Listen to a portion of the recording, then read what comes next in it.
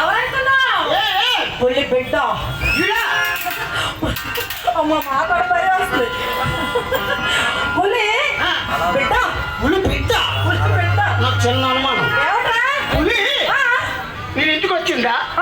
ఇలా అమ్మ అడిగి వెళ్ళిందా? పొట్టు పొట్టా కొడక మరి ఏమిటమ్మా?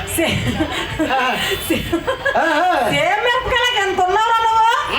ఏమన్నా మాటలు? పులి బిడ్డ. పులంతల పౌరుషమని మీ అన్నయ్య కేక కేకలేదు కానీ కేకే పేకలేదు కానీ కేకే. అమ్మాయి ఈ పేక నా ఈకలా.